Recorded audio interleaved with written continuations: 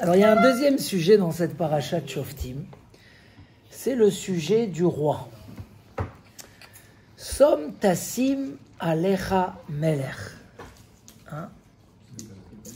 Qu'est-ce que tu veux? Som tassim alecha melech.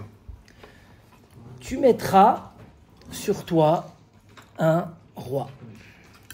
La Torah donne dans la paracha de cette semaine que les Bnei Israël doivent nommer un roi. Mais ce roi, il a plusieurs mitzvot. D'abord, il ne faut pas qu'il essaye d'avoir trop d'argent, pas trop de femmes et pas trop de chevaux. C'était les trois rêves, un peu comme aujourd'hui, les choses qui tentent les gens. Les gens, ils veulent beaucoup de voitures. Alors, à l'époque, c'était autorisé de se marier avec deux femmes. Jusqu'à il y a 1000 ans, où Rav Gershom, il a interdit ça. Le roi avait le droit à 18 femmes. 18 femmes, mais pas plus. Et pas beaucoup de chevaux, donc aussi il devait limiter, parce que c'était quelque chose... La Torah disait que s'il va trop après les désirs, il risque de se faire tenter vers le mal. Il dit le Ramban que si tu prends le mot qui sait, il pourra, grâce à ça, il va avoir une grande royauté sur son trône. Qui sait, c'est les trois choses qu'il ne doit pas avoir trop. Kesef, l'argent, Sous, les chevaux, et Isha, trop de femmes. Maintenant, on sait que Shlomo Amelech, qui était un de nos premiers rois, qui est le premier roi d'Israël, Shaoul, deuxième, le roi David, troisième, le roi Salomon. Et le roi Salomon, il s'est marié avec beaucoup de femmes. 1000, c'est par exemple 1000. Tous les filles des rois. Tous les filles des rois. Et lui, il a dit, même si la Torah, elle a interdit 18, elle a dit la raison. Pourquoi? Parce qu'ils vont lui tenter le cœur vers autre chose. C'est marqué comme ça, Pen Yassour les vavos, ils vont lui attirer le corps. Moi, je sais que je peux avoir combien de femmes. Il était tellement sage, le roi Salomon. C'est marqué, c'était l'homme le plus sage de tous les temps. Il n'y a pas comme le roi Salomon, c'est la sagesse. Donc il a dit, moi je ne vais pas fauter. Et à ce moment-là, quand il a dépassé la 18e, c'est marqué que la Torah, elle est venue pleurer devant Akadosh Baruch. Elle a dit, comment Shlomo Amelech, il fait mes paroles. Et malgré que le roi Salomon, il ne voulait pas annuler la Torah. Et Akadosh Baruch, il a dit, la Torah, ne t'inquiète pas, même s'il y a 1000 comme Shlomo qui vont se perdre, qui vont être... La Torah ne va pas bouger de sa place. Et à la fin de sa vie, le roi Salomon, il a quand même, oui, c'est marqué, il a été un petit peu dévié par sa femme. Et elle dit la Gemara que le roi Salomon aurait préféré d'être un éboueur plutôt qu'un roi. Rien que la Torah, les prophètes n'écrivent pas sur lui cette phrase-là. Qu'à sa vieillesse, les femmes lui ont bougé un peu le cœur. Il aurait préféré, c'était terrible que c'est écrit sur lui cette chose-là. Pourtant, le roi Salomon, il est considéré comme une sommité. Il nous a fait le Shirachirim, il nous a fait Kohelet, il nous a écrit Michelet, c'est les livres de la sagesse et de la morale. Le fait qu'il y a ces phrases-là, pour lui, c'est pire que être un éboueur. Il aurait préféré être un éboueur. Qu'est-ce qui s'est passé vraiment à la fin de sa vie? Il y a eu la fille de Pharaon. La fille de Pharaon, il s'est marié avec elle le soir où il a inauguré le Beth Amikdash. Qui a construit le premier temple? C'était le roi Salomon. Et le même soir, il s'est marié avec elle. Et c'est marqué qu'elle a dansé 80 danses devant 80 danses, 80 manières de danser. Elle lui a amené des milliers d'instruments de musique. Et elle a essayé de tirer sur la nuit pour que le lendemain matin, il ne se réveille pas à l'inauguration du Beth Amikdash, alors que le peuple Israël attend ça des centaines d'années. C'était un moment...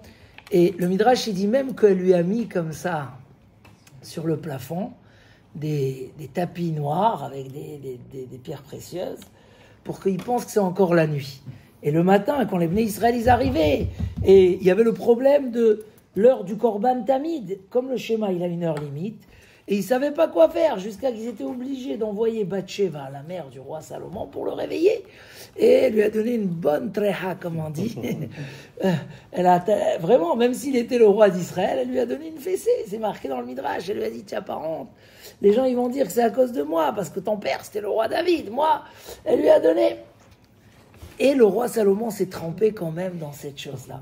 Maintenant, il demande là-bas, il dit, mais qu'est-ce qui lui est arrivé de se marier avec la fille du roi d'Égypte le soir de l'inauguration? Qu'est-ce qui s'est passé?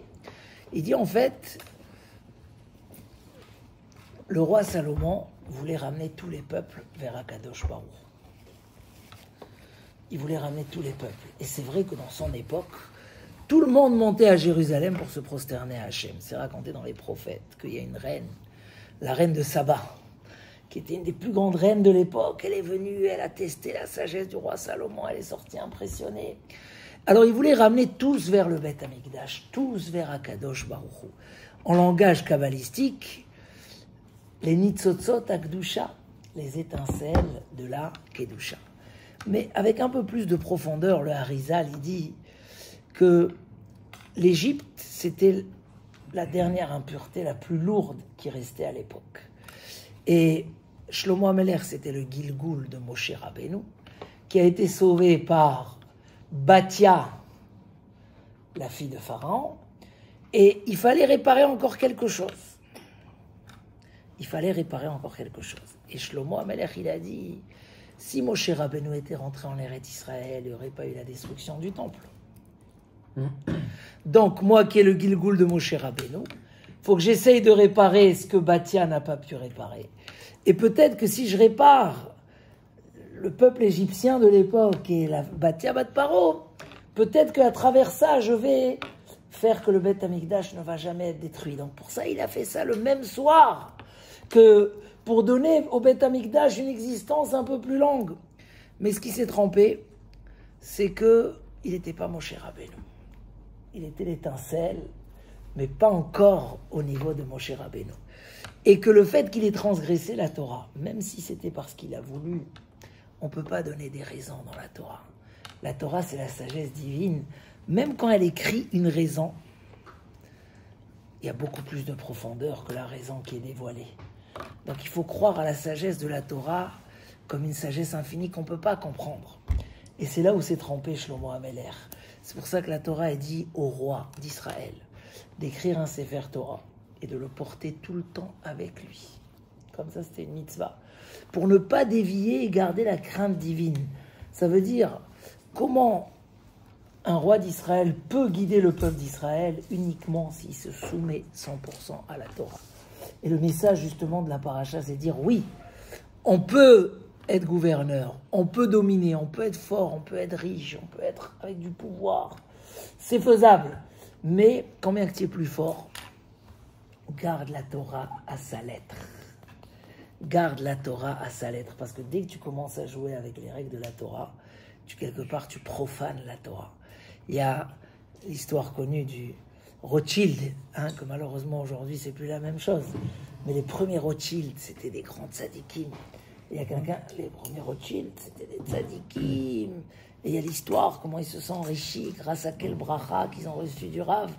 Et il y a quelqu'un qui était chez Rothschild, et il a vu que Rothschild, au bout de sa cour, il avait un petit Beth Amoussar, un petit endroit où il allait étudier, se concentrer, prier à Kadosh Baruch Hu. Et quand il a vu pendant le Shabbat la richesse qu'avait Rothschild, c'était énorme. Il a dit, mais comment un homme, il ne peut pas s'aveugler de cette... Ah, et c'est la paracha de cette semaine. Même le roi, il ne faut pas qu'il ait trop. Quand il a vu cette petite maison, ça veut dire qu'il s'est consacré des moments, un endroit. Alors, à partir de là, on peut combattre tout. Si on garde la Torah à 100 mm près, voilà, la première chose, Chodesh Elul, c'est... La Torah, elle nous dit pas trop, parce que s'il y a trop, ça peut être dangereux. Et... toujours avec la Torah à côté. Et si la Torah reste à côté et que tu gardes les limites, alors tu peux rester... Voilà, il dit le Messiah Yesharim que cette mitzvah, justement, d'être tout le temps proche de la Torah, c'est une mitzvah pour chacun, pas que pour le roi. Sauf que le roi, son risque d'écart, il est beaucoup plus grand. Alors la Torah, elle précise ça chez lui, mais en vérité, Voilà, pour pas qu'il soit orgueilleux sur ses frères, parce que c'est quoi aujourd'hui le problème? Il y a ou les rois ou la démocratie. Hein, qu'est-ce qui est mieux? Les rois, qu'est-ce qu'ils ont fait? Ils ont tout pris pour eux. Et il y a eu la révolution de combien? 1789. Parce que les rois, c'était une catastrophe. À la fin, tout était que pour eux. La démocratie, c'est qu'on n'arrive pas à trouver quelqu'un qui peut vraiment gouverner. Et je leur ai dit que il y a la parabole de Platon, je crois, sur le bateau. Hein? Il y a toute une parabole qu'un jour, les gens dans le bateau, ils veulent plus que ce soit le capitaine qui conduit. Et chacun dit, moi je suis capable, même si je ne sais pas, mais je peux apprendre. Et au final, ils se décident d'enlever le capitaine et de choisir eux-mêmes une personne, mais elle n'est pas assez compétente, donc ils ne sont pas contents, ils veulent tout le temps changer. Et au final, ils n'arrivent pas à une solution. Donc c'est un petit peu il avait prévu un petit peu, ça sera quoi le problème de la démocratie? Le problème, c'est qu'un roi, la Torah a dit qu'un roi c'est mieux, mais le danger du roi, c'est qu'il ne doit pas s'enorgueillir. Il ne doit pas faire de ça son business. Il doit être tout le temps soumis à Kadosh Baruch Hu. Et c'est pour ça que la Torah a dit, même le roi Salomon, qui est tellement sage, qui connaissait toutes les vérités, qu'il a pensé que peut-être avec sa sagesse, ou par le fait qu'il était le Gilgoul de Moshe Rabbeinu, il pouvait jouer sur les règles de la Torah. On ne peut pas jouer sur les règles de la Torah. La Torah, c'est divin, et c'est rien qu'on se soumet dans les vraies règles de la Torah qu'on peut réussir, qu'on peut arriver à la vérité, qu'on ne sera jamais tenté par un Yetzerara, mais même pas par des erreurs qui peuvent nous tromper dans la vie. Parce que, voilà, le danger du Yetzerara, comme on a vu tout à l'heure avec les pots de vin, c'est que il nous laisse tenter par des choses qui brillent, hein, et du coup, après, on ne voit plus la vérité. Donc, la base, c'est de voir la vérité, ne pas se faire tenter. Depuis le départ, Bezrat Hashem, Chazak, Benit Chazek, que de la bracha, Bezrat Hashem. Amen.